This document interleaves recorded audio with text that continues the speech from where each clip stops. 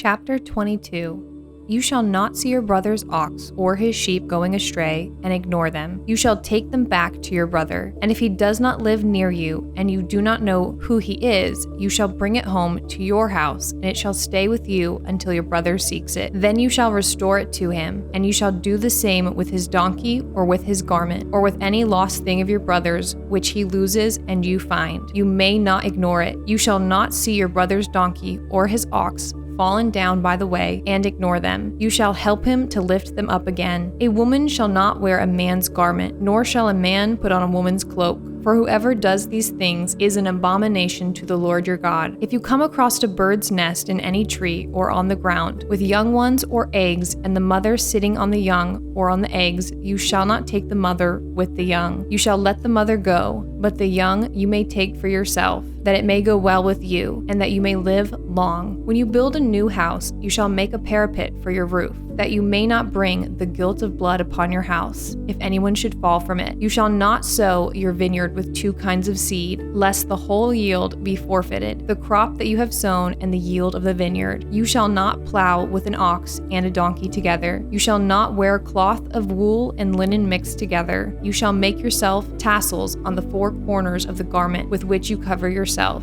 If any man takes a wife and goes into her and then hates her and accuses her of misconduct and brings a bad name upon her, saying, I took this woman, and when I came near her, I did not find in her evidence of virginity, then the father of the young woman and her mother shall take and bring out the evidence of her virginity to the elders of the city in the gate. And the father of the young woman shall say to the elders, I gave my daughter to this man to marry, and he hates her. And behold, he has accused her of misconduct, saying, I did not find in your daughter evidence of virginity. And yet this is the evidence of my daughter's virginity. And they shall spread the cloak before the elders of the city. Then the elders of the city shall take the man and whip him, and they shall fine him 100 shekels of silver, and give them to the father of the young woman, because he has brought a bad name upon a virgin of Israel. And she shall be his wife, and he may not divorce her all his days. But if the thing is true, that the evidence of virginity was not found in the young woman, they shall bring out the young woman to the door of her father's house, and the men of her city shall stone her to death with stones, because she has done an outrageous thing in Israel, by whoring in her father's house. So you shall purge the evil from your midst. If a man is found lying with the wife of another man, both of them shall die, the man who lay with the woman and the woman. So you shall purge the evil from Israel. If there is a betrothed virgin, and a man meets her in the city and lies with her, then you shall bring them both out to the gate of the city, and you shall stone them to death with stones. The young woman, because she did not cry for help, though she was in the city, and the man, because he violated his neighbor's wife.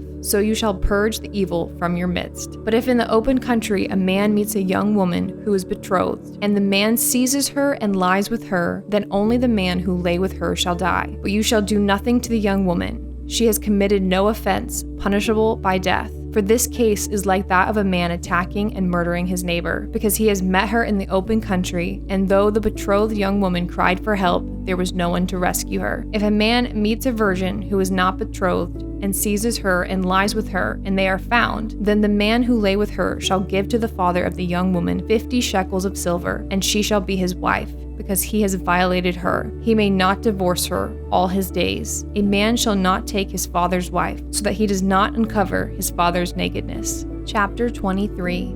No one whose testicles are crushed or whose male organs is cut off shall enter the assembly of the Lord. No one born of a forbidden union may enter the assembly of the Lord. Even to the 10th generation, none of his descendants may enter the assembly of the Lord. No Ammonite or Moabite may enter the assembly of the Lord, even to the 10th generation. None of them may enter the assembly of the Lord forever, because they did not meet you with bread and with water on the way when you came out of Egypt, and because they hired against you Balaam, the son of Beor, from Pethor of Mesopotamia, to curse you. But the Lord your God would not listen to Balaam. Instead, the Lord your God turned the curse into a blessing for you, because the Lord your God loved you. You shall not seek their peace or their prosperity all your days forever. You shall not abhor an Edomite, for he is your brother. You shall not abhor an Egyptian, because you are a sojourner in his land. Children born to them in the 3rd generation may enter the assembly of the Lord. When you are encamped against your enemies, then you shall keep yourself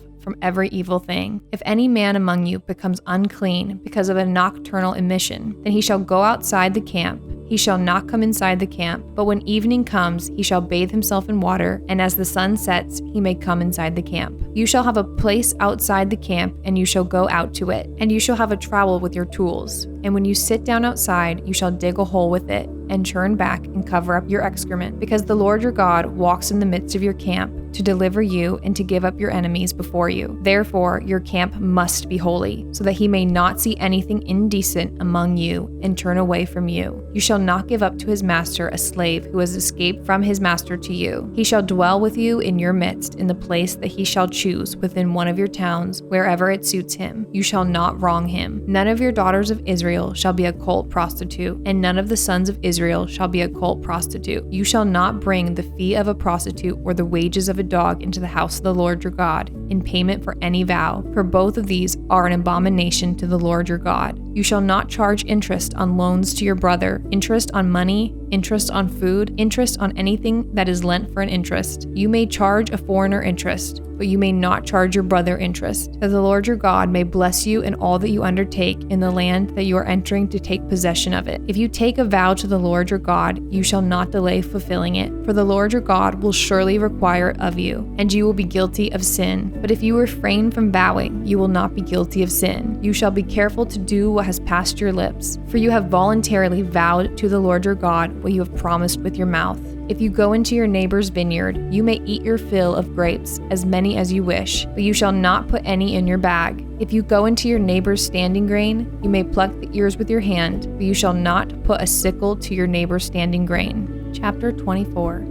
When a man takes a wife and marries her, if then she finds no favor in his eyes, because he has found some indecency in her, and he writes her a certificate of divorce and puts it in her hand and sends her out of his house, and she departs out of his house, and if she goes and becomes another man's wife, and the latter man hates her and writes her a certificate of divorce and puts it in her hand and sends her out of his house, or if the latter man dies who took her to be his wife, then her former husband who sent her away may not take her again to be his wife after she has been defiled, for that is an abomination before the Lord, and you shall not bring sin upon the land that the Lord your God is giving you for an inheritance. When a man is newly married, he shall not go out with the army or be liable for any other public duty. He shall be free at home 1 year to be happy with his wife whom he has taken. No one shall take a mill or an upper millstone in pledge, for that would be taking a life in pledge. If a man is found stealing one of his brothers, the people of Israel, and if he treats him as a slave or sells him, then that thief shall die. So you shall purge the evil from your midst. Take care in a case of leprous disease to be very careful to do according to all that the Levitical priest shall direct you, as I commanded them. So you shall be careful to do. Remember what the Lord your God did to Miriam on the way as you came out of Egypt. When you make your neighbor a loan of any sort, you shall not go into his house to collect his pledge. You shall stand outside, and the man to whom you make the loan shall bring the pledge out to you. And if he is a poor man, you shall not sleep in his pledge. You shall restore to him the pledge as the sun sets, that he may sleep in his cloak and bless you. And it shall be righteousness for you before the Lord your God. You shall not oppress a hired worker who is poor and needy, whether he is one of your brothers or one of the sojourners who are in your land within your towns. You shall give him his wages on the same day before the sun sets, for he is poor and counts on it, lest he cry against you to the Lord, and you be guilty of sin. Fathers shall not be put to death because of their children, nor shall children be put to death because of their fathers. Each one shall be put to death for his own sin. You shall not pervert the justice due to the sojourner or the fatherless, or take a widow's garment in pledge. But you shall remember that you were a slave in Egypt, and the Lord your God redeemed you from there. Therefore I command you to do this. When you reap your harvest in your field, and forget a sheaf in the field, you shall not go back to get it. It shall be for the sojourner, the fatherless, and the widow, that the Lord your God may bless you in all the work of your hands. When you beat your olive trees, you shall not go over them again. It shall be for the sojourner, the fatherless, and the widow. When you gather the grapes of your vineyard, you shall not strip it afterward. It shall be for the sojourner, the fatherless, and the widow. You shall remember that you were a slave in the land of Egypt. Therefore, I command you to do this.